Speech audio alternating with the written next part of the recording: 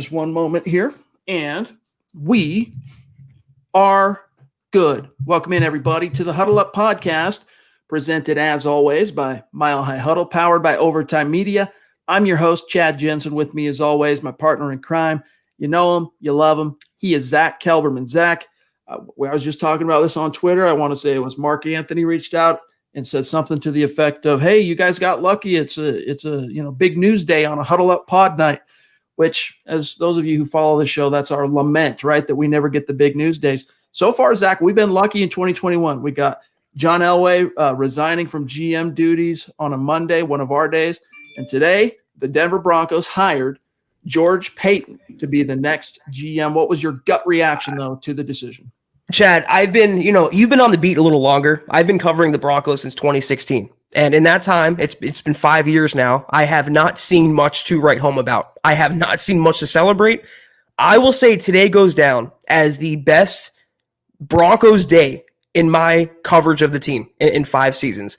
To get someone of George Paton's caliber, to get someone of his ability, the fact that George Paton, the guy who spent 14 years in Minnesota, who's won division titles, multiple dozens of Pro Bowlers in Minnesota, the guy who's turned down so many interviews the last couple seasons, he is the new Denver Broncos general manager. That is who they replaced John Elway with, one of the best, most revered talent acquisition experts, one of the best scouting experts. This is a day to celebrate, Chad. This is a turning point moment for the franchise. He will rebuild Denver in one season. I put it on Facebook. I got some blowback. I don't know why. I do believe they will be a playoff team under George Paton in 2021. This was a grand slam hire by Denver. Not a home run, a grand slam, just like Denny's. It's really, really an exciting hire. I agree. I mean, my heart, I was still kind of pining for Terry Fontenot just because I wanted that youth and that juice. But I think an argument can be made that George Paton has just as much in terms of juice. I mean, this is a guy that has been biding his time. He's been known as very choosy, very selective in terms of the opportunities for GM, and he's really been in high demand since about 2012. And he's rebuffed offer after offer after offer. And not only did he accept the interview with the Denver Broncos when they approached him, but he accepted the job. And so you have to ask yourselves why George Paton wanted this job, because Zack, as we talked about many, many times, this was kind of a unique situation. Yes, there are only 32 GM jobs in the world, but this one, when it comes to a guy being picky and choosy, had a few red flags, not the least of which was, will John Elway meddle? Not the least of which is, what does ownership look like? The quarterback situation. They're being saddled, this is just a phrase, with a head coach, right? Having a head coach being foisted upon you that you're not hand selecting. Quite a few things that a guy who would be typically known as choosy overlooked to take this job. And I think, Zack, if we get down to his actual statement, he kind of let everybody know why he ultimately chose it. And I want to read this real quick and serve it back over. He said that he goes, quote, "It is an honor to be named GM of an iconic franchise with a championship tradition like the Denver Broncos.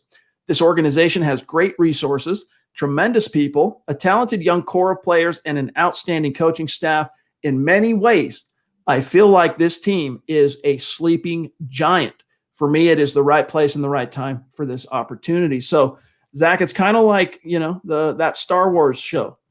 There's been an awakening, there's been an awakening. George Paton has to, man, that's going to trip me up because phonetically it looks like Patton, but Peyton. He's got to figure out how to wake this sleeping giant. But do you agree that this is a sleeping giant? I mean, we were of that opinion even going into last season. And when you look at the Broncos roster, I mean, you can name the reasons why he might have been drawn to this job over maybe the Detroit opening or the Carolina opening or the Falcons opening. Look at the roster from Vaughn to Chubb to Cortland Sutton to Justin Simmons to Shelby Harris, and go down the list there. They have the number 9 overall draft pick. They will have about $40 million in salary cap space once they make a few house cleaning alterations to the roster, Chad. This was not an unattractive job to George Paton. And Denver is also an illustrious franchise. They're a a tried and true, a franchise not too far removed from being a top of the mountaintop, Chad. And he thinks he can get him back there. And I just think not everyone can live in the shadows for too long. Nick Caserio in New England, he resisted overtures as well. He landed in Houston. George Paton wanted the right opportunity, and he wouldn't even take interviews. Last year, he pulled himself out of the Browns GM search for a reason. He was okay working behind Rick Spielman in Minnesota. But now, in this offseason, after the most unique NFL season we've ever seen, with the Broncos being yet another non-playoffless campaign, George Paton decides. He looks at the roster. He looks at the opportunity. He comes to Denver yesterday, tours the facility, and goes, I'm in. Sign me up. It just shows you they are not as wayward, the Broncos, as the national media would have you believe. They are not too far removed from being right back into relevancy like we saw a half decade ago. I got to admit, as I was writing up the article this morning, when we learned that following his meeting and his second interview and tour of the facility, and then also going out to grab a bite. We learned this way after he'd been hired, but going out to Elway's steakhouse to get a bite with Elway and Vic, we learned that he then on Tuesday hopped on a plane, went back home. And so I'm trying to read that, I'm like, well, how do you interpret that? But it turns out the deal was done. They knew then and there, in fact, when George Paton and John Elway and Vic Fangio left UC Health Training Center to mosey on over to Elway's to get some hunk of beef in him, so to speak. Joe Ellis stayed back to get to work on the contract, on the deets, because the offer had been made. The deal was done. Now it was just time to consummate. So Paton hopped on a plane saying, all right, guys, sounds good. Get the paperwork over. I'm going to go home, pack a bag, get things ready so I can be back here Saturday to start the job. I thought it was funny, though. Kliss put out the menu that everyone had, and it was Elway steak, Patrick Smythe steak, George Paton steak, and then Vic Fangio hamburger. They go to Elway's, and Cherry Creek gets a hamburger. They got the deal done, though, Chad, and it's ironic that the Broncos are replacing Elway, and he's bowing out of the limelight, and he's giving full autonomy over, but where do they go to close the deal for Elway's replacement? Elway's restaurant. The incestuous Broncos circle is complete. Something about there it is. Ground beef really speaks to Fangio's heart, because we know how much he has an affinity for meatballs, right? And pasta. He went with the burger. And as Kliss says here, a little testimonial, his son says Elway's, the burgers at Elway's are legit, are the best. I bet. But yeah, Paton steak, Elway steak, Smythe steak, Fangio burger. But see, cool little insights like this are always fun and give you just a little bit more context on the lay of the land. And guys, we have so much more to get to. We haven't even started on the chat. I see so many super chats locked, loaded, ready to go. We are going to get to that here in just a moment. But first, we got to take care of some quick matters of business, starting with the sponsor of tonight's live stream pod, sportsbetting.com. Right now, gang, gambling is legal in the state of Colorado. And if you're looking to make watching your favorite sports just a little bit more interesting, sportsbetting.com is your no-brainer destination, because you get sharp odds, low juice, they have their own in-house bookmakers, which means they're not relying on third parties for odds. That results in, for you, reduced juice, that is, best prices, hassle-free bonuses, which you get to roll over after using it one time, as opposed to some of the other sites out there making you have to bet it 5 to 30 times before you can access that coin. And then 24/7 live customer support, always a real person in the US of A. But the kicker is this right now, gang. After you make your first deposit, sportsbetting.com will match it up to $750. So let's say you put in $500, they'll match that all the way up to $500. Let's say you put in $749, $750, they'll match it. You go above that, the farthest they'll go is $750, but that is legit money. That's free money sitting on the table for you to use. Plus, right now, you got the NBA. It's in full swing, and you'll also get a $25 bet credit for NBA bettors. So head on over right now to sportsbetting.com/milehighhuddle. That's sportsbetting.com/milehighhuddle, and capitalize on up to $750 in free bet credits and start this year off on the right foot, gang. All right, a couple other quick things here, and we'll dive right back in. Make sure you are following the pod on Twitter @HuddleUpPod. The main account @MileHighHuddle. Also, my partner, Zack Kelberman @Kelberman NFL, myself at Chad and Jensen, and the producer, John K., who is back in the saddle. He's back from vacation, at John K. MHH. That's how you can connect with us on Twitter. Also, gentle reminder to head on over to the merch store. Where's the link? I lost the link. That's weird. It got reorganized or reappropriated. I don't know where it went. Here it is. Head on over to huddleuppod.com and get yo swag on. Get a hat, get a t-shirt, get a face mask, mugs, hoodie, little something for everybody. It's another way, gang, to support what we're doing here at MHH and also help us, rep the brand. Also, you want to get access to this week's Kelberman's Corner, which is going to be Sunday at noon with Zach and Kim hosting. I don't know yet what that hot take is going to be. Zach's cooking it up right now. It's percolating in his mind, but it's going to hold water. It might be a hot take, but it's going to hold water. You don't want to miss that. The way you get access is head to our page on Facebook.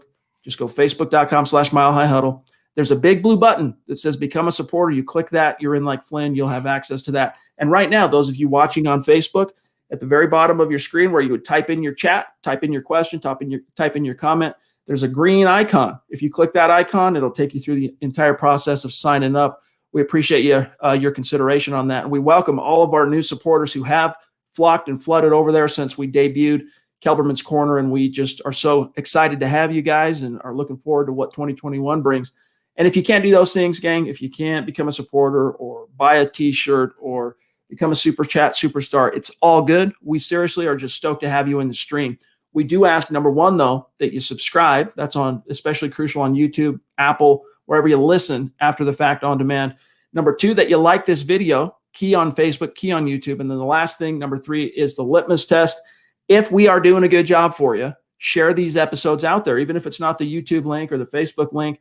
Retweet it on Twitter. When you're listening to the episode after the fact on Apple or Castbox or iHeart, share that link out there. Help us continue to grow and reach new like-minded Broncos fans just like you, because the time is now. We're going to awaken that sleeping giant, and this 2021 season is going to be a gas. Zach, let's grab this super chat from WE. Appreciate you, WE. He says, great news today. I have a feeling Paton will go all in on Stafford or Deshaun Watson. They did dump Keenum for Cousins. Zach, I know you had a story yesterday that kind of was on this subject. Mike Kliss, who is as plugged in as anybody when it comes to the machinations at Dove Valley with the shot callers, he seems to be of a mind that he's going to at least explore going after a top-tier QB. Well, I mean, he was just it was a suggestion on Kliss's part based on Paton's and the Vikings' acquisitional history with their quarterbacks. And I understand the dot connecting, but again, would Paton's first move as the Broncos GM be to give up 3, 4, 5 first-round picks for Watson, take on his contract? It's just not very feasible. I can definitely see him bringing in a veteran quarterback to either usurp Drew Lock or compete with Drew Lock. It's not going to be Deshaun Watson. Might not even be Matt Stafford. I do think by his history, though, he's only drafted under his watch in the Broncos, in the Vikings front office. They've drafted 2 first-round quarterbacks. 2, Christian Ponder and Teddy Bridgewater. But failing that, Chad, beyond last year, they used a 7th-round pick on Stanley, the quarterback. They went multiple drafts in a row. I think it was 7 straight without taking a quarterback. So that would lead me to believe if Kliss connects dots, I can too. They're not going to draft one. If they bring a QB in, it's going to go the veteran route under George Paton. In the case of Christian Ponder, I want to say he was like a top 15 pick, like 12 or 13.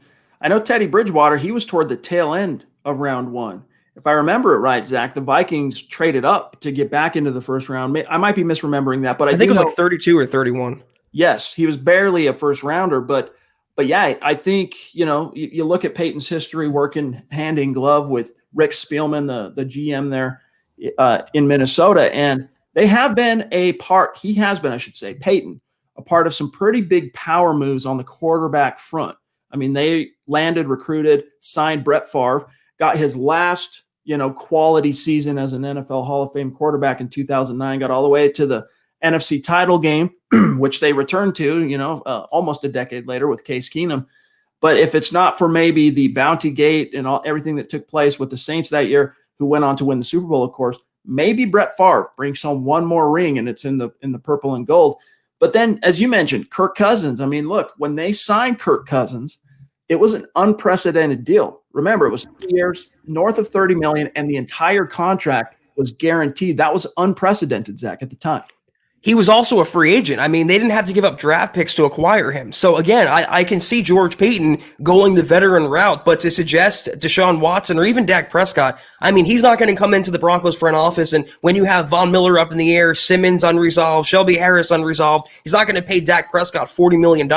There has to be some understanding as to why Paton got the job, that either Ellis or Elway or Fangio said, listen, Locke is going to be a part of the equation. He may not be the starter when it's all said and done going into the season, but he's going to be on the roster. You have to decide whether he's the quarterback of the future for this season or you want to bring someone in. But it has to be realistic. They can't shell out millions in cap space or multiple first-round picks for someone like Deshaun Watson. A super chat from WE that was so early in the chat that it jumped way ahead. We're going to grab it here. Appreciate you, my friend. He says, excuse me, he says, give me Trey Lance or Justin Fields over Zach Wilson. Wilson is a one-year wonder with an injury background. Lance, Fields have more tools, traits. Zach, that's a concern of mine as well, especially when you consider that. I mean, I guess you could look at Joe Burrow as a one-year wonder, but he was at least a 2-year starter. The last one-year wonder that really makes me a little frightened of Wilson, not because they're necessarily similar players, although there are some similarities to them as prospects, but because of that one-year wonder thing, was Mitchell Trubisky in the Chicago Bears when he was drafted out of UNC in 2017. So, Wilson, excuse me, on the surface is the quarterback I would like the most of those three, but I'm going to do a lot more investigation between now and April on both Trey Lance and Justin Fields. I'm mostly off on the idea of taking Justin Fields, and I know guys like Dylan, they're going to say, hey, scout the player, not the school. I'm afraid of Ohio State quarterbacks. I'm just telling you the truth. But nevertheless, what's your reply here to WE? Well, I know that Fields was hurt in the bowl game, but he really didn't impress me. Whatever stock that or goodwill he built up kind of dissipated in that game. To me, I mean, it's all subjective. This is the whole point of the pre-draft process. Every grade, ranks, every team grades the quarterbacks differently. I have Zach Wilson as my quarterback too, and I happen to think there's not much of a gap between Trevor Lawrence and Zach Wilson. It all depends on the right coaching staff, though, the right system these quarterbacks go to. With the right guy in place, you can make Fields or Lance or Wilson, whoever, a productive, if not starting, if not all-pro potential quarterback. You have to ask yourself, do the Broncos have that in place? No matter the quarterback they would take, hypothetically in that spot, whether it's any of the big four, is Pat Shurmur the guy to unlock these highly touted prospects? If he can't do it with Locke, I don't know. It's going to be interesting to see. And in that same statement, Paton also talks about an exceptional coaching staff that he is inheriting. So he's signaling, he's telegraphing that, hey, I'm playing ball, at least this year, on the coaching staff. But something we didn't really talk about that was a thread here of, a common thread for Paton and landing the Broncos job is Pat Shurmur as OC, because, of course, Pat Shurmur was the OC in Minnesota and the brainchild behind Case Keenum's one-year wonder. So there's a little bit of a connection there, and you got to wonder if Paton, with his experience, seeing how Shurmur coaches and seeing some of the success he's had with quarterbacks over the years, feels how that shapes, I should say, his view on Drew Lock, because they didn't get an offseason, they didn't get a real training camp, they didn't get any preseason reps and all that. Maybe he sees Shurmur and goes, I feel a little bit more confident in rolling with Lock. But as I tweeted today, I still think, even though you could say the safest bet in terms of who's going to be the day one starter at quarterback for Denver. What's up, Christy? I think it's Drew Lock, but it's still replete with danger. It's by far, set and forget type situation. I think George Paton, just reading between the lines, what the insiders are saying, how the Broncos are signaling, he's going to turn over every stone and investigate every means possible with which to possibly upgrade the quarterback position. And if he ultimately turns over all those stones, Zach, and realizes that Drew's our best option this year, then Drew will be the guy. But he could turn over a stone, right? Find a gem and go, right, that's our guy, whether it's free agency, trade, or the draft. Yeah, and because Paton and the Broncos are stuck with Shermer for 21, it looks like. I mean, the incumbent coaches are remaining in place. It seems like since Paton has no loyalty to Drew Lock, he'll go to Shermer and be like, listen, what is your opinion on him? Can we win with him? Is he the guy? Tell me what I need to know about Drew Lock before I make my own determination and figure out the right course of move for the Broncos at the QB position.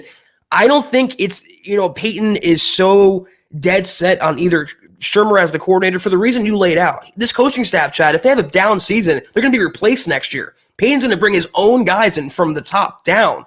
So he knows Shermer is just the holdover. He's the lame duck. He will get his input on Drew Lock, but if he has conviction, if he thinks Stafford, let's say, can upgrade that spot, he'll trade for Stafford. If he likes Zach Wilson at 9, he'll get Zach Wilson.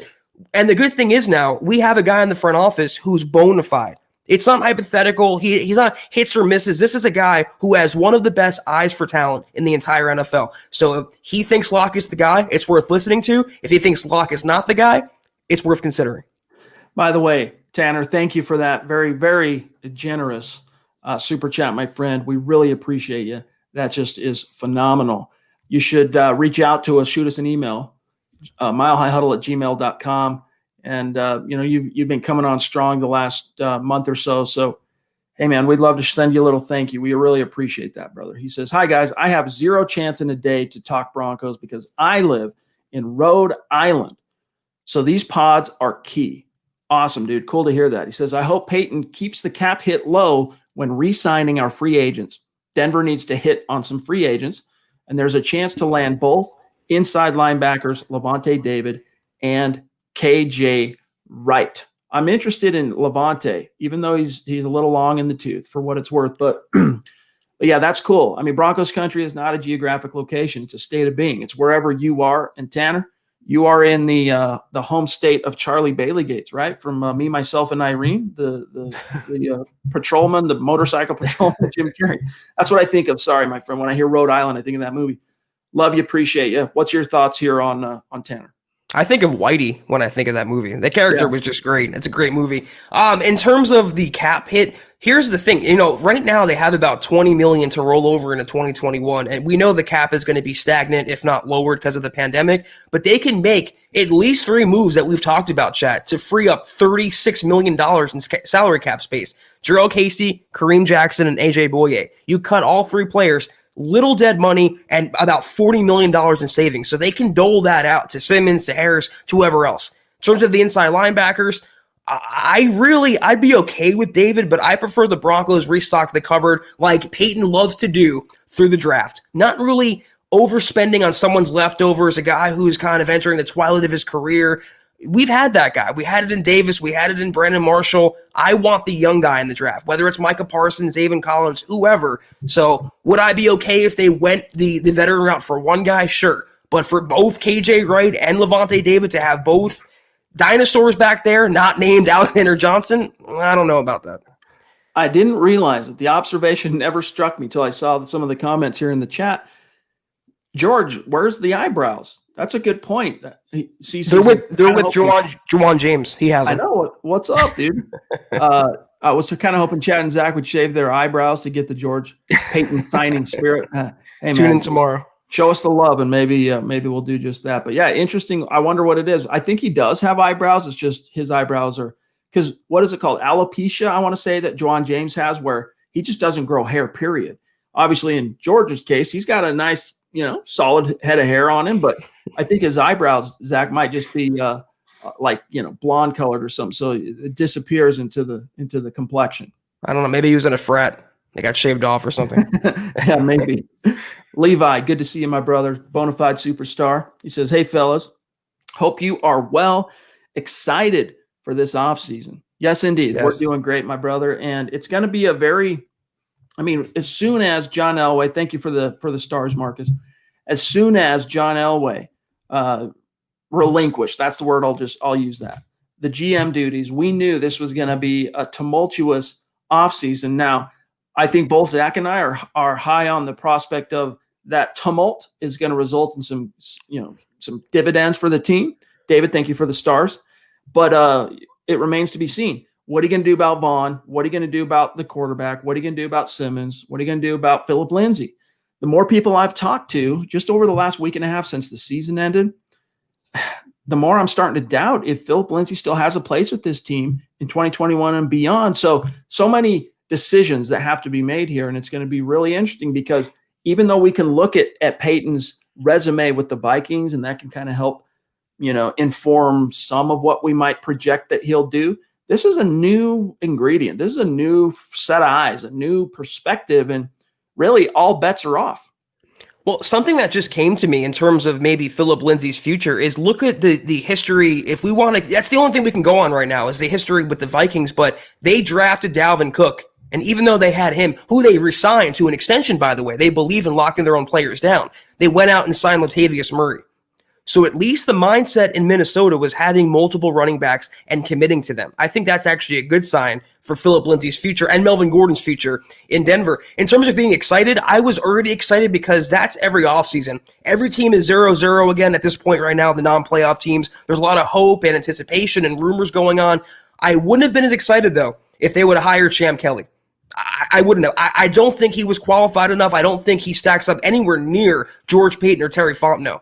So I am ecstatic. The Broncos, not only, again, they didn't just walk up and do the Babe Ruth and hit a home run. It was bases loaded, bottom of the ninth, Chad, 3-2 count, smacked out of the park. This, to me, again, in my time covering Denver since 2016, the best day for the Broncos franchise. Oscar, good to see you, my friend. Appreciate the super. He says, the Paton era has officially begun. Time to get relevant again. Yeah, that's right, man. We got to awaken that sleeping giant. Now, Marcus, appreciate you, my friend. It's good to see you, Marcus. He said he's one of our Facebook supporters, gives stars. I've seen him jump over and do a super chat.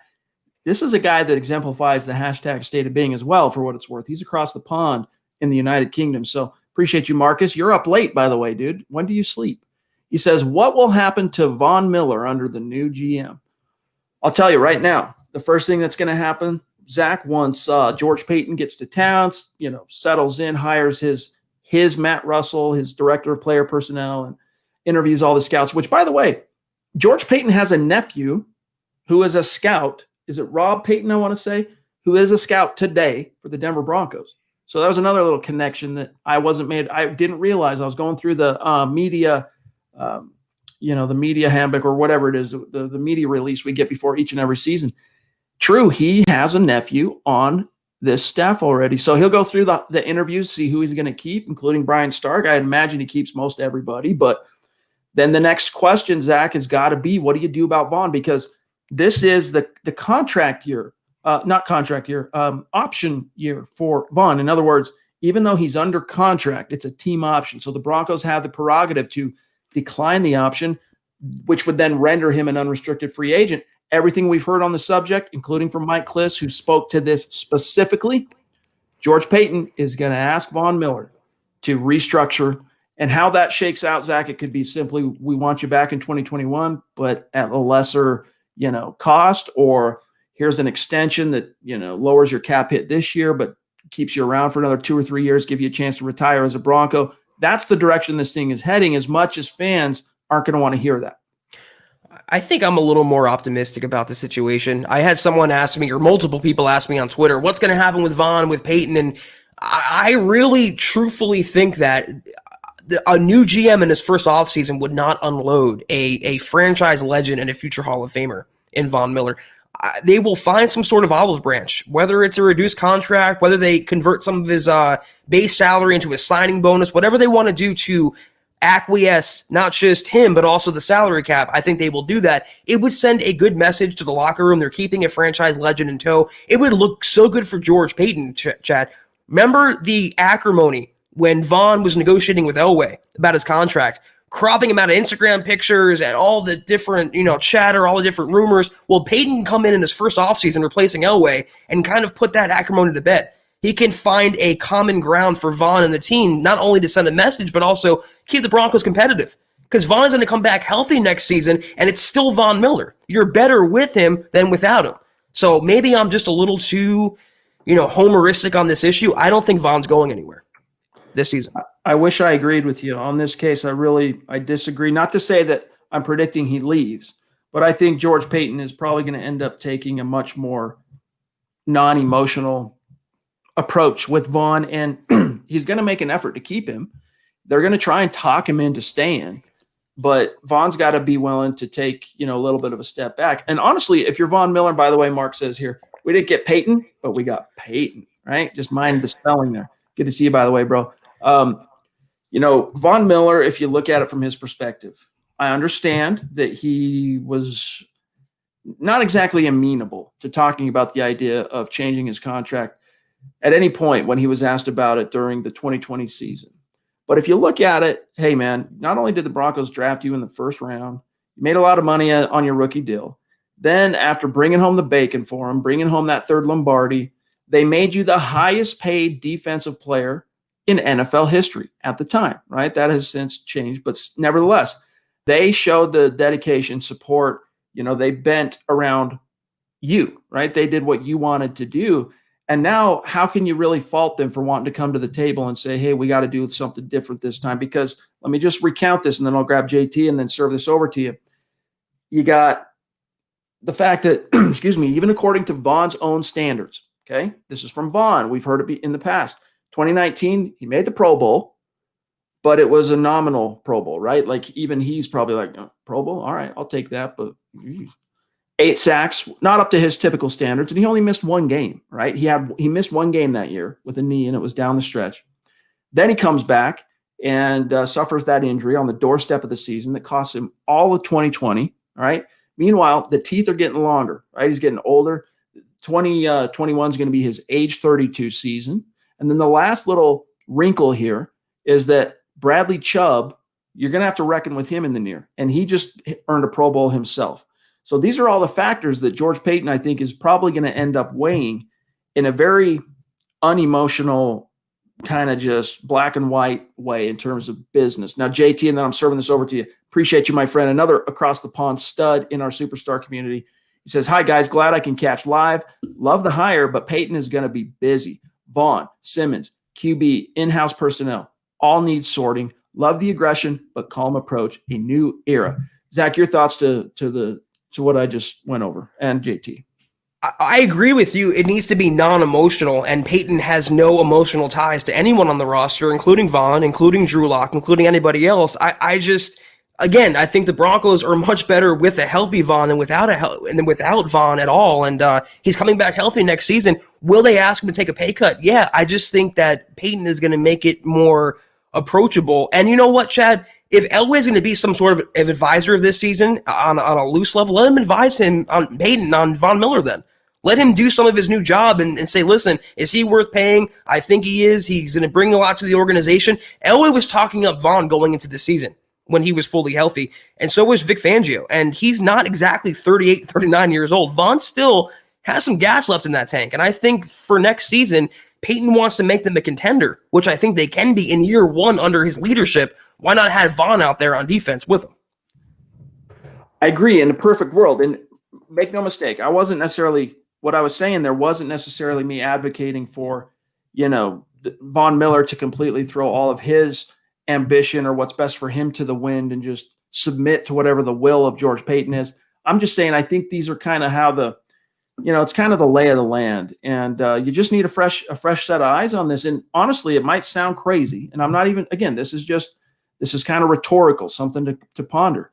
It might be in the Broncos' best interest, short and long term, to not pay Von Miller $18 million this year, even if it comes at the expense of him not being on the field. I'm saying that's a possibility. All right. I'm not advocating that or saying that, the Broncos should move on from Vaughn. Burn the Guitarist. Good to see you, bro. He says, hey guys, not saying that I don't like Paton, but I find it funny that after all the quote youth and diversity in the front office, unquote, talk, they go hire the old white guy. Yeah. That ended up kind of falling flat in terms of,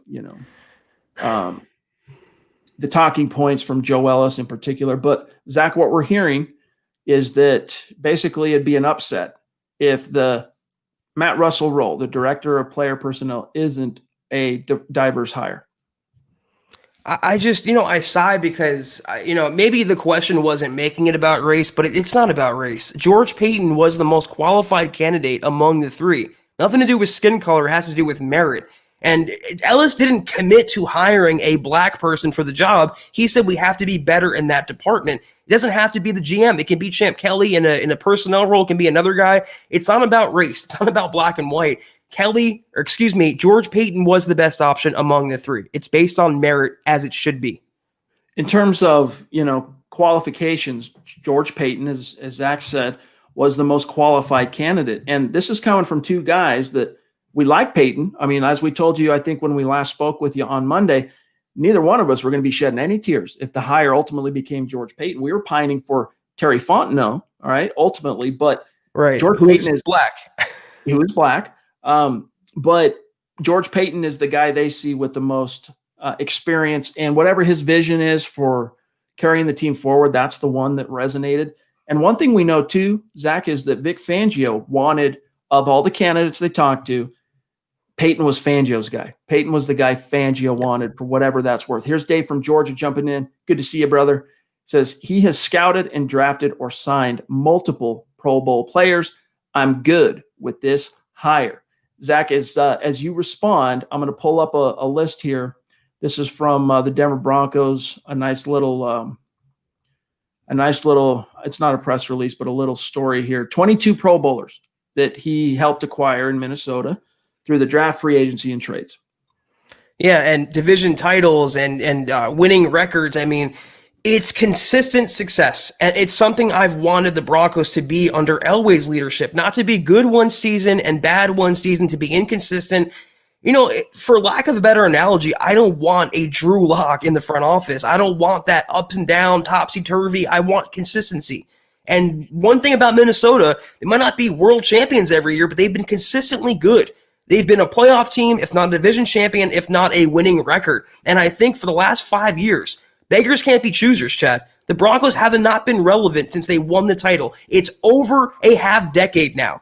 So it's baby steps. It's a winning record, then it's a playoff berth, and then maybe division. You go from there with Kansas City in the division, but it's baby steps. And that's what I think drew the Broncos to George Paton over someone like Champ Kelly. Not only is he experienced, he comes from an organization, maybe unlike Chicago, that's been consistently good the last decade.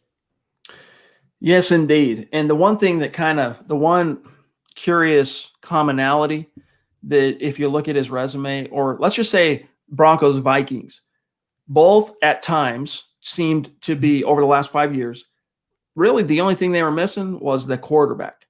And the Broncos, they've gone every which way to try and find their guy.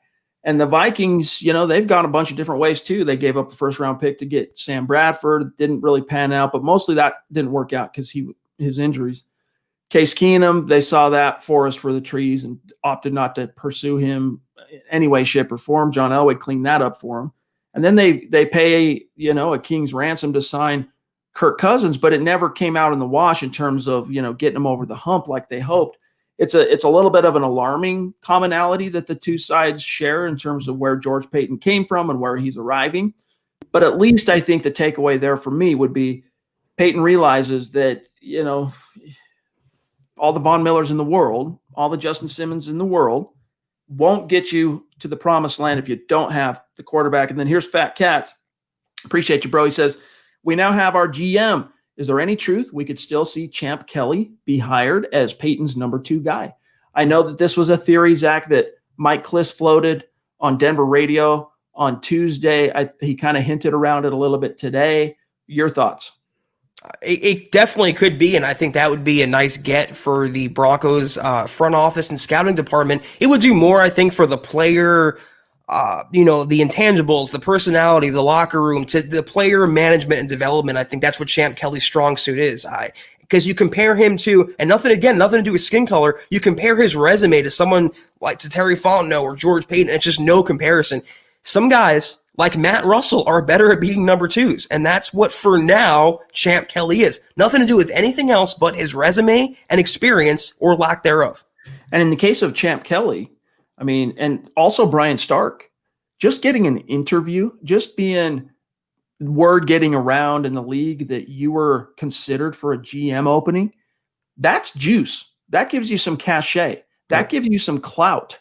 And in the case of Champ Kelly, it would not surprise me if he were to end up here as the number 2 for George Paton, and would be a step up for him. He's currently an assistant personnel guy in Chicago, so it would be a step up the ladder. It would be a promotion not only in title, but we would assume, of course, in pay as well. Mohammed Badri jumping in. Good to see you, brother. The MHH male model in the house. He says, do you think keeping Drew Lock as the starting quarterback was a factor in this hire? So in other words, was that, a bargaining chip or an exception that the new GM, Zach, had to be willing to make to get this job? I don't think so. No. But what are your thoughts? I think keeping Locke on the roster was a discussion they had, not necessarily the starter, because they can't, they're already forcing a head coach and a coaching staff on Paton in year one. They can't force the quarterback as well. Nothing is locked in place, pun intended, for Drew in the quarterback situation next season. I think Elway and Ellis and Fangio said to him, listen, Drew is going to be, if not the starter, then at least in the competition to be the starter. What you want to do as a GM is on you, whether you want to draft a guy, sign a guy, trade for a guy, whatever. But Drew is going to be part of the team. He's going to be on the roster. I think that's the conversation they had, Chad. We got Jeff C. in the house, longtime listener, longtime superstar. Good to have you, my friend. He says, any concerns that the Vikings never made it over the hump? I'm optimistic. Just want your take on that. Real fact. The quarterback spot will be interesting. So, yeah, that kind of echoes and touches on, Jeff, what I was saying just a few minutes ago, which, Zach, we never really got a chance to hear your reply to that. Just the notion that the commonality of having a really talented roster and deep roster at times. I mean, even you look at the Broncos, 2016 and 2017 included, that was still a very deep and talented team. They just lacked the quarterback, which is similar to some of the vagaries that the Vikings have had to wrestle with over the last few years as well, because even though you showed Kirk Cousins the money, it hasn't come out in the wash. I do think, correct me if I'm wrong, they got to the playoffs last year, or the first year, right, with Cousins, but the last 2 years they haven't. Am I misremembering that? Did they get to the playoffs last year as a wild card? I'll Google it.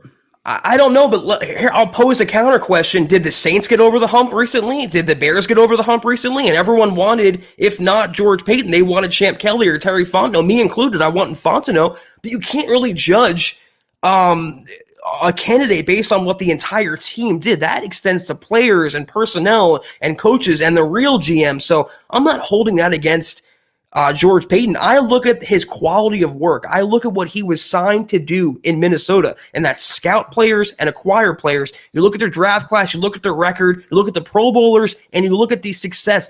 Again, consistent success. Not good 1 year, bad 1 year, good 1 year, bad 1 year. They've been a consistently good team no matter who's under center, who's the coach. That's what I judge the candidate on, Chad. So it has to work both ways as well. You want to kill Paton for how bad the Vikings have done, but what about this? When's the last time the Saints won a title?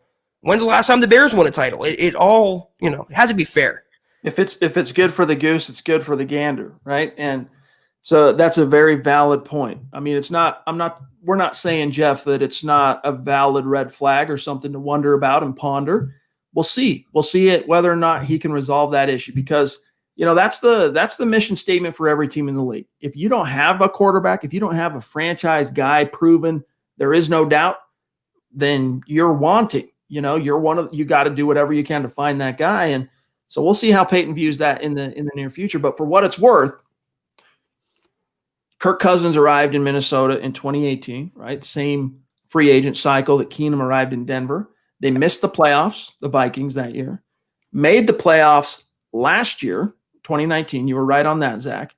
And then they missed it again this year. So they went out and paid big coin to Kirk Cousins, have made the playoffs 1 out of 3 years. Here's Crudum. Good to see you, my brother. And he's becoming a superstar. Keep at it, my friend. We love seeing you. We appreciate the support. It means a lot to us, keeps the content flowing too. So thank you. He says, I'm loving the GM hire. I like what he said about building around the draft and also about being aggressive but not reckless. I think Drew deserves another year. So the top priority in the draft, defense. Your thoughts, Zach? Well, I mean, to your last point as well, anyone who watched Minnesota this season, Kirk Cousins was not the problem, guys. I mean, he threw for 4,265 yards, 35 touchdowns, and 13 picks under Gary Kubiak. And he had two great receivers. He had a good running back, but Kirk was not the problem in Minnesota, so I'm not faulting them too much on that. I think defense has to. I mean, you look at maybe offense, what position would you take in round one? Realistically, I got a question about Devontae Smith. It's not going to happen, but maybe a quarterback, I just don't see it. Even with George Paton in tow, it's got to be, to me, a cornerback or an inside linebacker. It has to. Here's the quote that Cridham is referencing there from Peyton's statement. Quote, "I believe in hard work, the grind, and not taking any shortcuts to achieve our goals. Drafting and developing players is the number one priority. We will be aggressive, but not reckless in adding talent to our roster." So Love it. kind of an interesting choice of words there, but I love it. He's signaling that, look, because it is about the draft. You know, there is no such thing. They learned that kind of the hard way. And I don't mean to push back too much on you on the Kirk Cousins thing. I never wanted Kirk Cousins in Denver. In fact, you and I, when we teamed up to start podcasting together, when we joined forces, it was right after that hiring cycle. You and I teamed up somewhere around, I want to say, April of 17. So that had already kind of been in the books by 2 or 3 months. Keenum was the guy, et cetera, et cetera. Kirk Cousins, you know, he's the only exception that proves the rule. And this is a phrase I'll give credit to Mike Pritchard, former number 1 pick from CU, played for the Falcons, played for the Broncos, used to do Denver radio. Now he's back in Vegas. But this is the term he coined that I heard at least first from him. There is no such thing as a free agent franchise quarterback because those guys just don't hit the market. The only exception, and this is what proves the rule, was Peyton Manning. Exactly. And he was a free agent and not a guy under a contract you have to give up draft picks for. I love this quote so much because it's the right way to go in the NFL. If you want to build a consistent, successful championship caliber roster, it's what the Chiefs have done. It's what the Packers have done. Build it from the ground up. You're supposed to use the signing period to add a little sprinkles on top, the cherries on top. But the actual ice cream, the foundation is the draft, is your rookie players. And that quote, aggressive but not reckless, we can remove the Broncos right now then from the Deshaun Watson sweepstakes. That signals everything right there. Not going to happen, guys. Well said. BG in the house. Good to see you, my friend. Thank you for that very generous super chat, my brother. Thank you, Brian. Listener, longtime superstar, MHH, Mount Rushmore superstar. BG says, guys, I'm kind of torn on what to hope for in this draft. I'm not sure if we should swing on drafting a quarterback or just go for a defensive back or a linebacker. And it's because if Locke doesn't pan out, then we are more years from being relevant again if we don't try for a quarterback. Thoughts? I mean, it's a fair, those misgivings I think are fair. But, you know, again, you've gone this far with Drew. You've put in the time. You've gotten in the live bullet experience. And given a full offseason, given all that with the second year, the first time he'll have had the same scheme, the same OC for 2 years in a row since his sophomore year, you know, I think you could relatively, maybe not safely, but you could feel confident that you could see an improvement in his play. And Zach, the last time Drew Lock had the same coordinator from 1 year to the next, that next year, he had a record-breaking season. The year he broke the single-season touchdown record for the SEC was the second year he had that OC at Mizzou. So I get your misgivings, BG, and these are issues that the Broncos, Peyton, they're going to be wrestling with over the next 3 months. But I think, honestly, the Peyton hire has still not changed my perspective on this, Zach. I think the Broncos' best bet, just looking at the lay of the land, looking at where they're at in the draft, looking at the availability in the draft quarterback-wise and free agency and even the trade blusters, you know, the Staffords and the Matt Ryans and, you know, maybe the free agent possibilities, potentially like the Dax, the Andy Daltons. In terms of feasibility and realistic, I don't see a better option out there well within the Broncos' grasp than Drew heading into year 3 under those conditions. I think the best word to use there was feasibly and realistically. And, you know, again, if it's not going to be Locke, if you bring another quarterback in, I don't believe in drafting someone for the sake of drafting someone, quarterback or not. So if they bring in, let's say, a Wilson, realistically, do the Broncos have the right system in place, the coaching staff in place to harness and build up and unlock that potential? I don't happen to think that. And if they're going to keep the incumbent coordinator, why not keep the incumbent quarterback? It's a package deal. You're better along with Shermer and Locke because at least Shermer knows Locke. Locke looked better in the second half of the season. He looked good in the finale. You can build on that. There's a foundation there. And your guys are going to, crucify me for saying this, though. He is more of a sure thing right now than someone like Zach Wilson is, who's unproven, obviously, at the NFL level. Hasn't taken one snap. Drew has won in this league. He's shown flashes of brilliance in this league. He's shown development in the second half of the season. I'm with you. I haven't given up on Drew Lock. You can look at it realistically, look at Peyton's history and say, he might acquire a quarterback, he might acquire a backup for Lock, but by no means did the Broncos, or should they just wash their hands of him because they have a new GM now. By the way, Jason, we appreciate those stars, my friend, on Facebook. That's the one, gripe that we have with the StreamYard service we use to stream to all these different destinations at one time. They do a great job of making sure all the YouTube supers are in the stream. I mean, even though we've complained about the chat not being able to go all the way to the top and all the way to the bottom without losing what you get at the top. But the one complaint that I've emailed them about is, why can't you also have a method to show the stars? Because we just showed Jason just got put on the board by John, but it just shows him in a blank chat thing, and it doesn't show that. So we'll see. I haven't heard back from them yet, but hopefully they're working on it. The queen of MHH jumping in, top roping it. She's the best. Christy needs no introduction. She says, we have a GM. Heart, love, Peyton is good news for the future of the franchise. Thanks, my guys. I think, and thank you, Christy. We really appreciate that and share the sentiment. I think it is good news. Like, the Broncos took a step forward today. John Elway, I've heard some things through the grapevine. He's tired. He's worn down. These 5 years of losing Zach, it just took a toll. And then you wonder, right, the speculation about when he caught the bug during the football season, 2020, and he had to step away from the front office for 2 weeks till he got back on his feet, that sapped him of quite a bit of his, vim and vigor, if you will.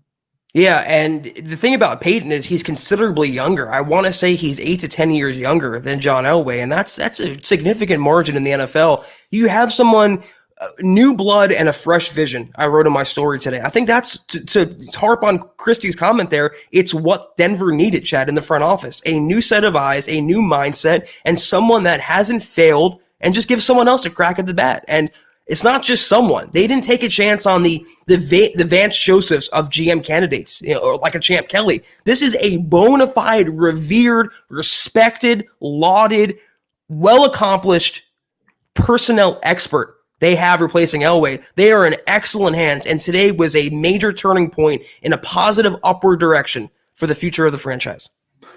Jesse Randolph jumping in. Appreciate that super chat, my friend. And Jesse, if you're on Twitter, this is a message to everybody listening, viewing right now, but especially to our superstars. If you're on Twitter, make sure you reach out, connect with us. And even if you're already following us, we have to say this sometimes. Oftentimes the handles on YouTube and Twitter are different. We don't recognize you if it's different. So if you're already following us, make sure you reach out. Let us know, hey, this is me. And we want to know who you are. Connect, follow back so we can shout you out after each show. But appreciate you, Jesse. He says, thanks for keeping me in the loop. Going to go back to the start so I don't ask an already answered question. Thanks, guys. # I still like Locke. Same. Interesting. Yeah, I'm on board with that, as you are. Jay Ritchie, good to see you, brother. Appreciate you. Longtime listener, longtime superstar. Jay says, fellas, is Peyton's plan to have Locke as the man? Bring in Andy Dalton, Fitzpatrick, maybe a Phillip Rivers for 1 year to be the security blanket. I think Locke is the future. I think that's the safest bet right now. All right. We'll see how things unfold. But the one thing you can rest assured of is Peyton is going to not only turn over every stone, looking for any possible way to upgrade the quarterback position, but Zach, he's not going to roll into 2021 with the fail-safe being Jeff Driscoll. Right. That ain't happening. Even if they choose, all right, we're going to go ahead and give Locke basically the leg up on 2021 one last time, they're going to give him competition. They're going to bring in a proven veteran if the answer is Locke, and it could be one of those guys. It really could. And it's someone that can not only kind of be a subconscious put it this way, give Drew Lock a little bit of competition anxiety, all right, while also being a veteran and a mentor of sorts that could also help him out and kind of allow him to find his way in year 3 and pop and be that pop guy in year 3. So keep an eye on Dalton. It wouldn't surprise me, Zach, if the Broncos' ultimate decision under Paton is we're sticking with Drew for 2021. We're going to go sign, Andy Dalton or whoever. And then, if it doesn't work out, if 2021 ultimately shakes out to be a 5-11, 6-10, 7-9 season again, George Paton gets rid of the coaching staff, gets rid of the quarterback, and officially, restarts the whole thing with it being his vision from top to bottom. Yeah, obviously we have no idea what his thinking is until he at least meets the media sometime next week. The indications right now is that he was probably told, that Locke is going to be on the roster, at least part of the plans. But remember the phrase that he used, his philosophy, aggressive but not reckless. It means aggressive in getting better personnel, a better backup quarterback or potential starter at quarterback, but not recklessly. That's maybe Andy Dalton, but not Deshaun Watson. I'm right there with you. I don't really want Rivers. I don't really want Fitzpatrick. And you have to keep in mind, guys, these backups, they might be backups or bridge guys, they're going to command probably what? 10, 12, $15 million a season. You can't devote that chunk of cap space to a backup potential quarterback and you have holes throughout the rest of the roster. You have to pay other guys as well. Tricky situation, but those who are expecting a blockbuster trade, Watson or maybe even Matt Stafford, not under this GM. I don't see it. Mike, appreciate those stars, my friend, on Facebook. It all adds up and is very, very helpful to us. Rock Chalk Broncos, who I now know to connect those two accounts. We had some conversations on Twitter, I think even today, right? And now I know your handle on YouTube, so that's good. Appreciate you. It says, been a while since I've been able to watch live. 2020 was rough. The hire of George Paton has me optimistic for the Broncos going into 2021 and beyond. Yeah, 2020, I mean, it was a B, it was a B word, right? It was just unbelievably all-time worst year potentially, at least in modern history. And then you look at the Broncos, you go from having all the hope and optimism and potential in the world to that coming crashing down around your ears when in a rapid succession that happens in less than 2 weeks of real time. You lose your best defensive player, Von Miller. Then you lose your best offensive player in Cortland Sutton. Then you lose your young quarterback. I mean, so that's why Vic Fangio got a pass. All right, if we're being real, he went from 7-9 to 5-11 and survived. Only one reason why: all the injuries. They said, "Look, it's a mulligan. We think that there were enough there to justify that. You deserve one last swing at the table, just so that we can, see what you could really do with at least a conventional year of injuries, Zach. Not like, you can make an argument San Francisco had a worse curse with the injury bug this year. Who else? Maybe the Cowboys. Yeah, Dallas. But, it was just that type of year. So that's all in the rear, in the rearview mirror. Thank you for the stars, Steve. Good to see you, bro. And it's all about the future. It's all about moving forward. And the thing is, the Broncos, whatever excuses you can say or facts as the case may be, injuries or the pandemic, they still did not take the leap under another Elway pick quarterback, under another Elway assembled Broncos roster. So for the 5th year in a row since they won the title, they're banging their heads against the wall, and they're not getting any different results. It's the definition of insanity, Chad, as it goes. And Elway decided after that, I'm going to maybe bow out. Maybe this is a sign. I fail with all these quarterbacks. You can name them. I fail with countless rosters. I fail with countless coaches now. Maybe it's me.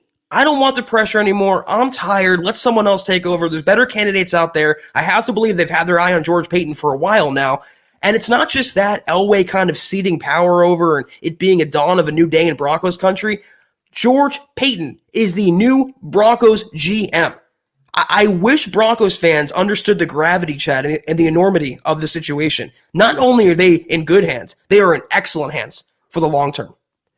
Amen. Crudum, again jumping in. Crudum or Crudum? I'm not sure. But appreciate you, my friend. Thank you either way. Yeah. Yes, he says, would you guys hit free agency for a running back and get an Aaron Jones or draft a running back if Lindsay ends up departing? For me, it would be draft, just because the shelf life on a running back, the tread on the tires, it's very short lived. And as much as I like Aaron Jones, you've got Melvin Gordon, so you can afford to kind of go, let's go the developmental route, go upside over immediate payoff. Let me give you another scenario here, because the Vikings have obviously, numerous unrestricted free agents about to hit the open market in a few months. Among them is Amir Abdullah, the running back, former Lions draft pick. I believe he played in Nebraska. One of the fastest running backs I've ever seen on tape. He's going to be a unrestricted free agent. Obviously, he can sign with Denver. As a third down running back, he can pass protect, he can catch, he can run. That is a monumental prospective upgrade on Royce Freeman. Low cost as well, Chad. Wouldn't have to give up a lot of guaranteed money, a multi-year deal. If you don't want to draft a guy, I think Abdullah could be an option for Paton this offseason. Abdullah was a guy that when I covered the 2015 Senior Bowl, he was the guy, him and Williams, right, from David, not Williams, what's his name, dude? The former what team?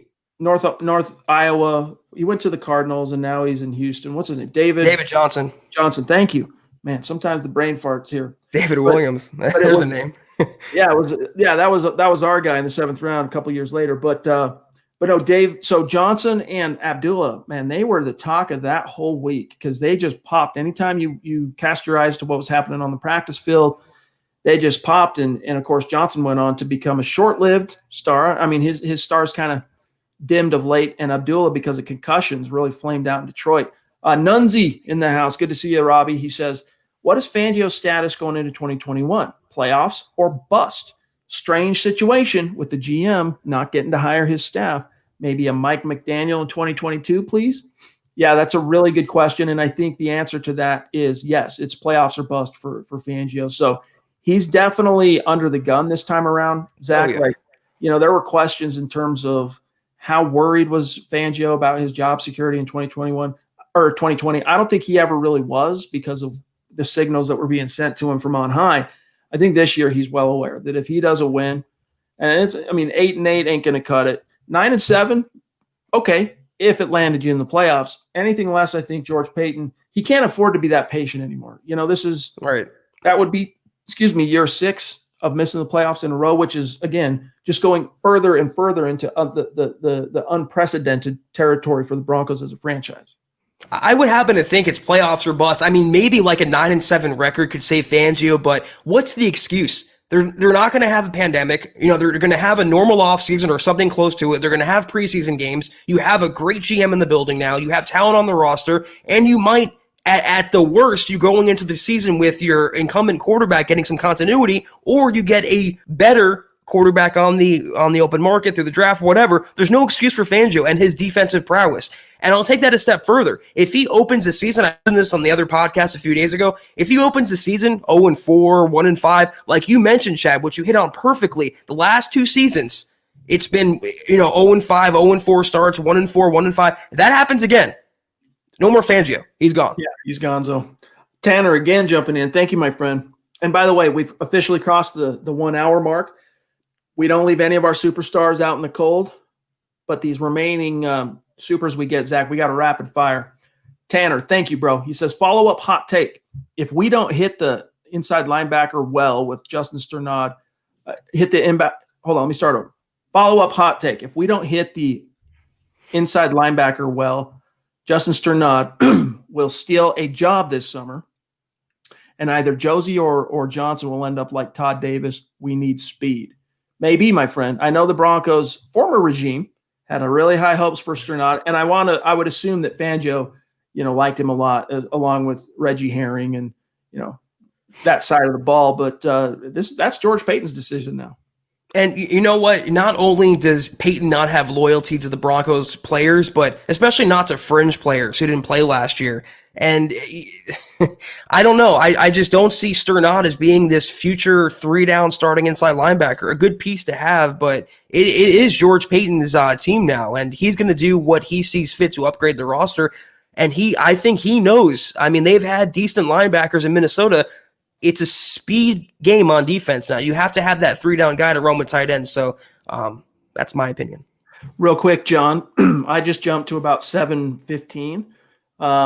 We need Joel, Kyle, Cody, Kenneth, Duke, Mark, Kyle again, Mundungus, BG, Dario, Josh, and then I think I'm current. So just FYI. Zyka, good to see you, my friend. I know you listen. It's been a while since we've seen you on Super Chat, so welcome back. We really appreciate that, brother. Appreciate you. He says, Locke is my QB. Paton will mold Elway's piece. Maybe, my friend, and I honestly think that's what's in the best interest of the Broncos in terms of, if you can avoid having to go out and spend another high-round premium pick on a quarterback and put that somewhere else because it meant that Drew Lock turned the corner and, and took a step forward and the team took a step forward. That's the ideal situation. You don't want to have to start over, but Peyton might roll in here and just say, again, he's going to turn over every stone and he might not come to that same conclusion as you, Zyka. Yeah, and you know what? As big of a Locke fan as I am, if Peyton says Locke is not the guy, if Peyton thinks he can upgrade on him, then you know what? I'm trusting George Payton to make the final call. We've got Kyle Heckman in the house. Good to see you, Kyle. He says, I understand we won't pay Vaughn $18 million. I understand Vaughn might not like to be paid less, but realistically, no one will pay that. So what do you think Denver would pay, and how much would other teams pay? Excuse me. Thanks, as always, guys. Sorry, this frog in my throat. For what it's worth, I think Von Miller could still go out there on the open market and command pretty dang close to that, even if it's a short-term 1 or 2 year deal. I really do, because the market's just changed. Like, the reason the Broncos don't want to pay Vaughn $18 million this year isn't because necessarily he's not Von Miller anymore. It's because he had a less than ideal year followed by an injury-plagued season, and now he's going to be 32. That's why they don't want to pay him that. Other teams, though, it's the grass is always greener scenario, and they go, oh, it's Von Miller? Yeah, they're not dumb. These GMs across the league, they're not chumps. They recognize that it could be a huge blow up in your face thing if you throw all the money in the world at Von Miller and he gets hurt again because he's 32. But I still think that name, Zach, if the Broncos did let him go, could command something pretty dang close. Because look back to DeMarcus Ware when he came in 2014. All right. Something like 3 years, 30 million, 10 million a year, roundabouts. That was what now? 7 years ago in terms of football seasons. Market changes, shift, it's grown, it's ballooned. That 10 million, by the way, DeMarcus Ware, when he signed that, north of 30, he was about the same age Vaughn is today, almost, maybe 1 year younger. So I think it's going to be north. Like, if Von Miller were cut today, he could find easily north of 10 million a year from another, easily. I mean, not without even getting out of bed in the morning. Oh, yeah. Fully healthy on the open market. He's landing maybe not a 5 or 6 year deal. I think it'd be incentivized, but a 2 year, $32 million contract, like $20 million guaranteed. I'd see he's Von Miller, guys. I mean, he's not that far removed from being the Von that we know and love. And you know what? They can afford to pay him close to franchise quarterback money because they're not paying a franchise quarterback money. That's the beauty of having a young quarterback like Locke being the starter. You can devote that money elsewhere. I still happen to think, maybe not at his current contract, his current rate. I do think Vaughn will be back because it just, from a personnel standpoint and a morale standpoint, it hurts the Broncos to unload him. So much just depends. I mean, it takes two to tango, obviously. But, so much depends on ultimately how fungible George Payton is on the issue, and really just how open Vaughn is to any overtures. Like, if the offer, Zach, is we want you to take less per year, but we're going to give you 2 or 3 additional years. We're going to take you from like 18 million APY to, 15 or 16, but we're going to give you 2 additional years. So yeah, you're taking a little bit of a haircut today in the short term, but you're getting additional contractual security, and we're giving you an opportunity to potentially hang it up and retire as a Bronco, having never had to leave the, your home turf. So I would hope he would at least be open to listening to that. Now, whether or not he's willing to accept it, time will tell. Joel H., appreciate you, brother. Thank you. That's a name we don't recognize, so thank you, Joel, and welcome on Super Chat. He says, love the show, fellas. Do you think the Broncos will sign Justin Simmons back? Zach, your thoughts? It does bode well, like I mentioned, for the Broncos in-house guys, because in Minnesota they believed in retaining. What a wild concept, Chad. They believed in retaining their own talent. Here, I believe they gave Harrison Smith an extension. I want to say they did, so he's locked up there, safety. But they put the franchise tag, I think, last year or this past season on Anthony Harris, who is an unrestricted free agent now this coming off season. It can go both ways. I just happen to think, though, him being such a centerpiece of Fangio's defense and him being a Pro Bowler now, I do think they will make him an offer. Whether that resets the market, I wouldn't do that personally, but gun in my head, I do think Simmons will be back, whether it's the tag or a long-term deal next season.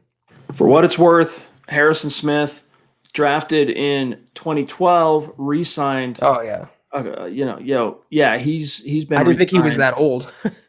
Yeah, he's getting long in the tooth himself a little bit there. All right, we've got Cody Potter, I believe. Yes, there he is in the house. Good to see you, Cody. Thank you, my friend. He says, I'm sorry, but I got to disagree there, Chad. Pass rushers seem to be good until 35 or 36. Look at Calais Campbell, Terrell Suggs, James Harrison, Elvis Dumerville, and more. I think the best example of that, Cody, that it is probably Dwight Freeney, who played, almost until, at a high level, like as a mercenary. I did some research on this. His last 6 years in the league were outside of Indy, right? He played for 5 different teams. And every time he played, he'd come in as a 1-year mercenary and he'd bring home 5 to 8 sacks. That's teams are willing to pay for that. And I think that level of interest and opportunity will always exist for Vaughn because, as sports medicine gets better and players' bodies get, for lack of a better term, they get more, they get better too, right? They find ways to advance and keep their careers going. That number is going to keep growing. But let's face it, the Dwight Freeney, or let's just use one of your guys here, the Terrell Suggs of last year. He went and won a world championship with Kansas City, but he played most of that year on a different team. He brought home what was it, Zach? 5, 7, 8 sacks, something like that. That version of Terrell Suggs at 38 or whatever he was, nowhere close, not even remotely to the Terrell Suggs of 2012 when the Ravens won the Super Bowl. And for every Calais Campbell or Suggs or Harrison, there's a Clay Matthews who just fell off the map completely and is a shell of his former self. But Vaughn's only going to be 32 in March, a couple months from now. It's his age 32 season. That's still young in the NFL. It's young for this planet, Chad. So it's young for the NFL as well. And if he can just heal from that foot injury, which he should be fully healed by now, he still has a lot of gas left in the tank. So that's why I'm inclined to bring him back. I agree with you that I think depending on where Vaughn's head is at in terms of how long he envisions himself playing, because he's made a ton of money, dude. Like he's probably, he's in the final year. So he's made over $100 million as a player. That doesn't count endorsements or anything else. That dude's set for life. His children are set for life. He doesn't have any yet, but that dude's got more money than he'll ever need. How long do you want to play? And let's not forget, DeMarcus Ware is his mentor, his friend, but his mentor first. And I think that, class and legacy and, being aware of these things is something Vaughn probably picked up from DeMarcus Ware because, DeMarcus Ware got cut from Dallas and he signed with a contender. And that contender showed him the money because it was about what he was making in Dallas that the Broncos gave him, just about. And from there, though, he got to see Von Miller up close, how a future Hall of Famer handles his business. And in the case of DeMarcus Ware, he didn't want to leave Dallas. That was outside of his hands. I'm sure his negotiations played a part in that, but in his heart of hearts, do you think he really wanted to leave the team that drafted him and where he built his resume? No. And so I think in Vaughn's case, Zach, he ultimately tried, I would think that rubs off on him a little bit, but at the end of the day, man, it's a business. So we'll see. And then here's Kenneth. Appreciate you, bro. He says, if negotiations go with Vaughn go bad, who should we get? You probably will draft a guy. I don't know the free agent edge rushers, Chad, top of my head right now, but maybe Malik Reed. I'm not saying he's the full-time option, but he looked pretty good last year. If Von Miller goes, I believe it would open up the first-round pick to be an edge guy. I don't think that's a need right now, but if Von decides to move on or the Broncos decide to move on, then it obviously has to be an option. Without knowing the veterans, though, I don't know about that. But the thing about Von, one more thing I wanted to say. You mentioned the money. This guy loves football too. I mean, what incentive did he have this past season, to practice and want to play? He was already getting paid. It was the last couple games of the season. The Broncos were out of contention. He was running around the practice field. He was itching and dying to play. The man loves football. So I happen to think no one wants to give up money, Chad. You and I don't want to give up our salaries or give up more money, but I think he would do it for the greater good, not only of his career, but the organization that made him or helped make him what he is today. Yep, I agree. And pride is always a factor, though, and you cannot underestimate the power that it has. But for what it's worth, here's a few of the names free agent-wise that are going to be out there this year. I'm going to use the names. I'll just give you the first 5 or 6 here, and I'll mention which ones are under the age of 30. Matt Judon, under 30. Melvin Ingram, Vaughn's age. Shaq Barrett, 29. Probably not coming back here. Bud Dupree, 28. Jadeveon Clowney, 28. Yannick Ngakoue, 26. That's an idea. Ryan Kerrigan, 33. Justin Houston, 32. Olivier Vernon, 31. And then Leonard Floyd, 29. So those are some of your options that you could look at to mercenary, bring them in and try and piece together the replacement. But if you're going to do that, all of those guys are going to command pretty serious coin. All of them.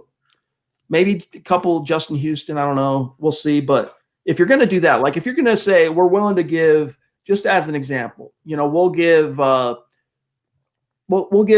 Dupree $13 million a year. If you're willing to do that, then just pay 15 or 16 to keep Vaughn. That's what my take would be. Chad, am I misremembering? But didn't Ngakoue go to Minnesota this past season? Wasn't he there? It shows him. It shows him as a Ravens UFA. Let me see. I believe he was there first, and then they traded him to Baltimore. Let me take a quick look. Maybe I'm misremembering, but if that's the case, that's an obvious connection to George Paton. You're right. Yeah, you're absolutely right. So that would be a free agent option. He would command a pretty penny. He's still in his prime. He's very effective, and he would be, I think, the built-in Vaughn frontrunner, Chad, if Vaughn does go. But my first inclination is to bring Vaughn back, and then literally the gap is this wide. All right, after we grab Duke's great super here, we got Mark, Kyle, Mundungus, BG, and Mundungus again, and then we gotta dip on out of here. Duke, love you, bro. Good to see you. He says, my very first super chat back in the day stays the same today. What you gonna do when the orange and blue runs wild on you? Well brother? Done, Chad and Zach. Heck yeah, I know. You picture Hulk Hogan saying that. But, dude, I love it. Appreciate you, Duke. Always good to see you and chat with you. I took my vitamins and said my prayers, Duke. Thank you so much. There you go. Mark Anthony, good to see you, my friend. Appreciate you. He says, good and solid hire for the Broncos. Peyton's resume is solid, and he has drafted or signed multiple Pro Bowlers. Time to get ours. Y'all, the number one pond. Hashtag give them boys our 30. Hashtag Yumon Wilson. I don't know if that says hashtag my dog cute as F. What a random collection of hashtags there. Thank you, Mark. I love it, dude. That is a cute dog. I'll tell you, and you got the gear on him and everything. So appreciate flex, you. Mark. Flex. Thank you. Kyle again. Thank you, bro. He says, I had to bust out Madden in the past so I could experience getting to cut Colby Wadman. After Peyton's excellent coach's comment, looks like after tonight's pod, I'm busting out Madden and cutting McMahon's A. It's the little that wins. Oh, man, that's funny. I love it. That's funny. That's a good idea. I'm going to work out some of my inner aggression on that, Chad. Load up Madden and just cut all these different. I'm going to re-sign Flacco and cut him just to, work out my inner demons. Mundungus, the Broncos wizard, longtime listener, big-time superstar. Appreciate you, Mike. He says, sorry I'm late. Having dinner with the fam, pounding the table for Stafford. So it sounds like Mike is officially off the lock train and wants his pro comparison, or the guy he was probably most commonly compared to in the league, Matthew Stafford. Well, if anyone knows what Stafford has, it's George Paton, who faced him twice a year in Minnesota. So interesting little subplot there. True that. John, did I just usurp one you clicked on? BG, appreciate you, brother. He says, who do you guys like at pick 9, if not a QB? I like, honestly, in a perfect world, I like Caleb Farley or Micah Parsons. Maybe an edge, depending on what happens with Vaughn, but as it stands today, those would be my 2 wish list players. Yeah, you can throw in Surtain as well. You can throw in Zayvon Collins. I agree with Chad, though. Micah Parsons is really, I think, my non-quarterback preferred pick at 9 right now on January 13th, but I would not hate it at all if it was a cornerback. They need to replenish that cupboard now. Josh, thank you for the stars on Facebook, my friend. We really are running out of time here, but I don't want to miss anybody. Kenneth on the Vikings, appreciate the super. Good Kenneth. question. Does Paton bring any Vikings with him? Really, really good question. We'll see. I mean, I can take a look here at the Vikings' future unrestricted free agents here. I tweeted about it. They have 4 or 5 that I think. All right, let me Anthony look. Harris, the safety, Eric Wilson, the outside linebacker, Jaleel Johnson, the defensive tackle. He's more of a nose tackle, and they have Amir Abdullah, the running back. I think those 4 guys, and Ngakoue, if he gets out of Baltimore, considering his connection to Minnesota. But someone like Eric Wilson, outside linebacker, could be an option. He was really good this season, and I mentioned Abdullah as a third down running back, replacing Royce Freeman. You nailed it. There you go. Zach's on top of it. He's way ahead of everybody on this topic. So there's your Vikings top unrestricted free agents heading into this offseason. And look at that, Todd Davis. There's a few names there that are interesting, I'll be honest with you, but let me put it this way. I would be stunned if he doesn't somehow bring an old Viking in or something. Someone he's got some familiarity with. Wow. That's actually more of a coach thing, but it wouldn't surprise me. Mike, you don't have to do that, bro. Wow. But it just blows us away. Thank you, my friend. Thank you so much. Mundungus has shown just over the months that he's been in our community, he has shown at times just unfathomable generosity and support. And you guys can make it out. I'm out of time here, so I can't spend too much time grabbing it. But that last book on the shelf, the big white one, you blow the picture up. That's a book Mike sent me from his bookstore. That it's The Hobbit, and it's very old and probably very valuable book from what Mike explained to me. And support like this. So Mike, we love you, my friend. We appreciate you. Also the host of his own podcast that he has since joining our community back in the summer at some point, called the Mile High Roundtable. So appreciate you. Proud of you, Mike. Love you, buddy. Yeah, despite your Pat Shurmur fandom, we do love you, Mike. Thank you. Real quick here, John, we've got, I think, let me scroll here. Bear with me 1 second. There's one within my grasp here. Oh, turns out, John, I had access to Mike there too. There he is. We saw him already, but there he is. Appreciate you, Mike. Here's Josh Alstrom. Also good to see you, my brother. Appreciate it. He says, is it really a new GM when Elway said a condition is that Locke has to be the starting QB next year? I don't think that was a condition. I really don't. I think John Elway is stepping away, dude. For real.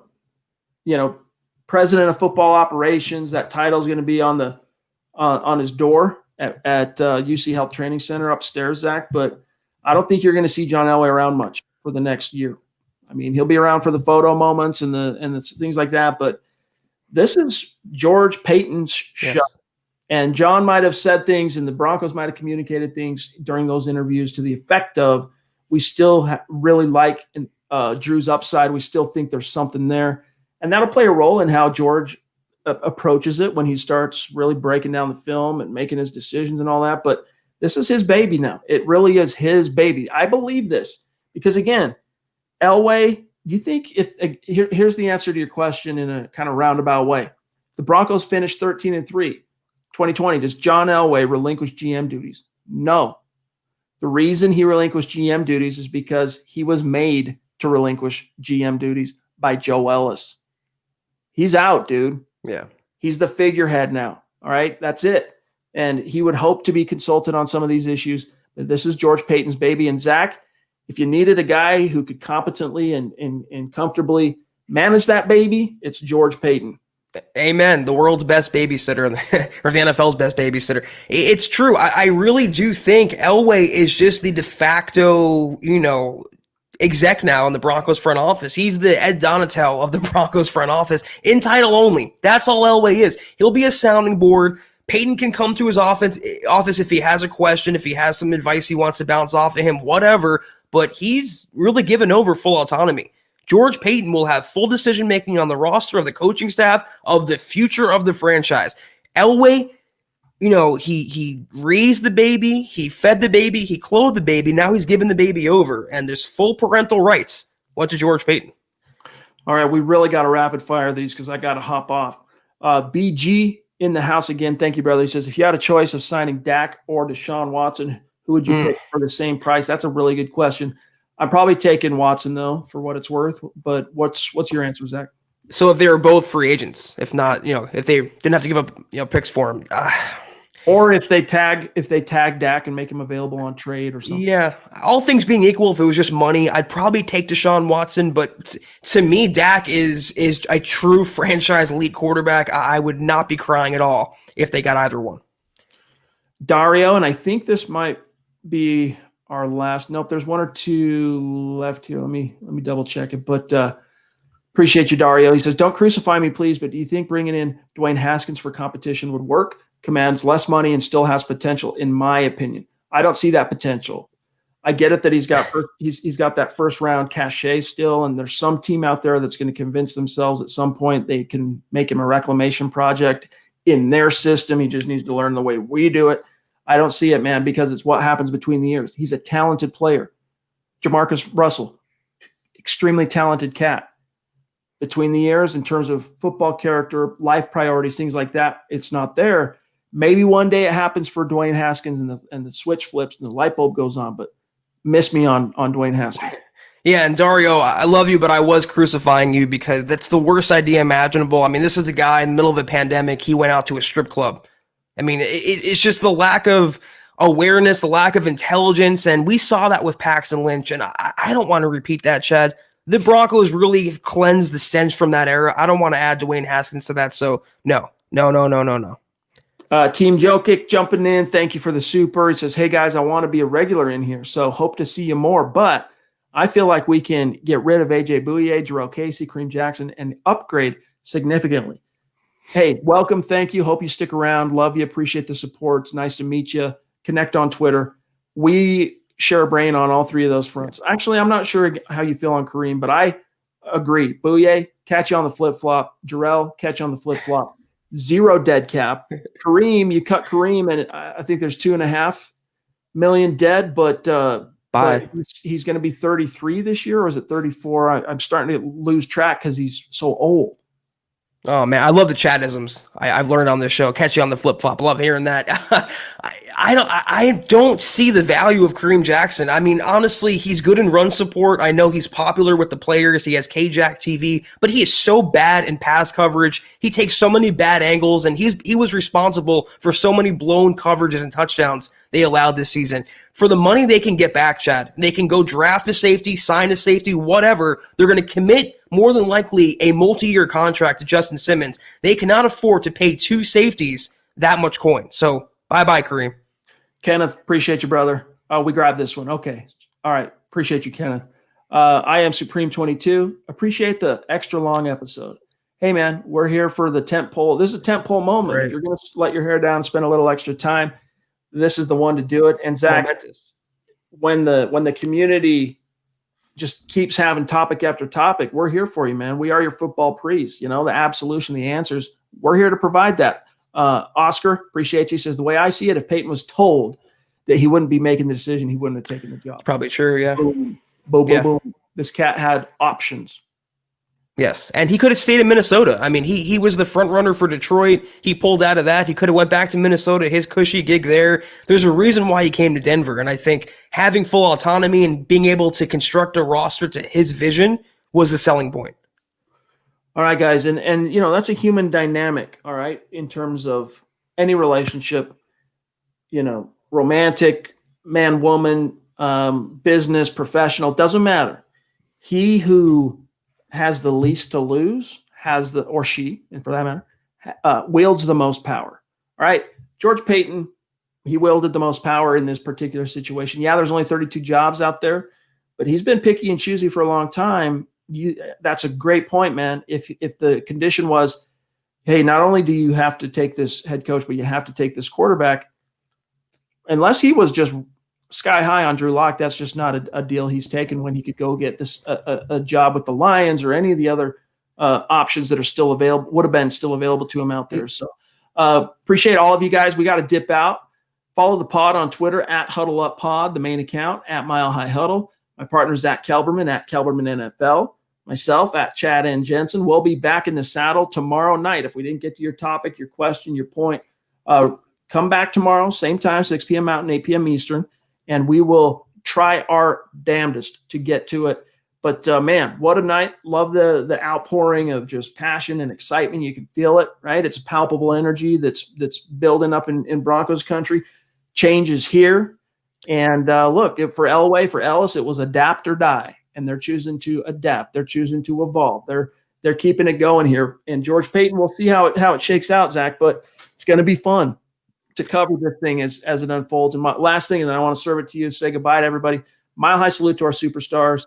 Mile high salute to our supporters and our stars. We love you guys. Thank you. Thank you. Zach, have a great night, bro, and sign us off. Yeah, about George Paton, this guy, to add on to the previous comment, he's a man of integrity, Chad. He wouldn't sell himself out to be a yes man, to be a puppet, to keep a coach or a player he doesn't want. So the fact that he took this job and then he finally made that leap from Minnesota speaks volumes to that. So it's a good situation. You mentioned changes here. It's good change. It's not change for the sake of changing. This is positive change, a momentous day in Broncos country, a franchise-altering hire by Denver and by John Elway tapping his replacement. As soon as this year, guys, I know we said it last year, we hyped up the year a lot. We could not foresee the injuries or the pandemic. All things being equal, though, under George Paton's leadership, the Broncos will be back on the NFL map this season, starting in 2021 and consistently going forward. They have a winner in the front office and soon a winner on the football field. We'll see you guys tomorrow. Mailbag time, Huddle Up Pod. Thank you for everyone and everything. And as always,